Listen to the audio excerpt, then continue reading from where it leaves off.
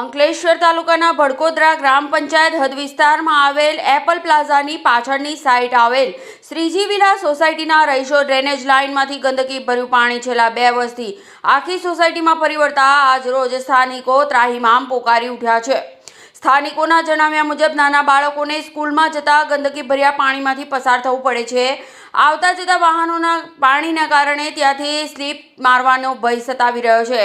છેલ્લા 2 વર્ષથી વારંવાર રજૂઆત કરવા છતાં પણ તેમની રજૂઆત તંત્ર કે પછી ગ્રામ પંચાયતમાં ધ્યાનમાં ન લેવાતા આજરોજ શ્રીજી વિલાના સ્થાનિકો રોડ ઉપર ઉતરી આવ્યા હતા અને 2 દિવસની અંદર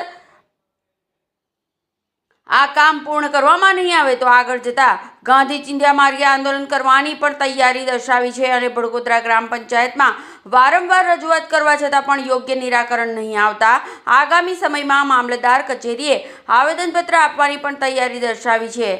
હવે જોવાનું એ રહ્યું કે શું સ્થાનિકોને આ સમસ્યામાંથી રાહત મળશે કે પછી જેસે તે તેવી પરિસ્થિતિનું નિર્માણ થશે। મહેન્દ્રસિંહ વાંસિયા, ક્યાં રહેવાનું આપને? શ્રીજી વિલામાં। શું પ્રોબ્લેમ છે? તકલીફ શું છે? તકલીફ એપલ પ્લાઝાનું ગટરનું પાણી ને ઓવરહેડ ટાંકીઓનું પાણી અમારી સોસાયટીમાં લગભગ 2 વર્ષથી કન્ટિન્યુ ચાલે છે।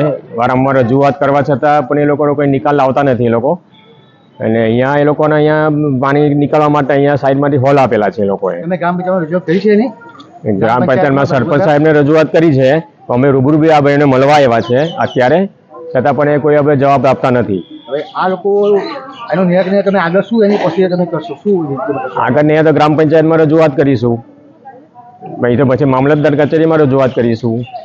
આને લીધે સોસાયટીમાં કાયમ જ અમારો રોડ ભીનો રહે છે, પાણી મચ્છર થાય, એના લીધે નાના બાળકોને તકલીફ થાય છે અને વાહનોને આવડતા આવતા વાહનો સ્લીપ પણ થઈ જાય પાણીને લીધે।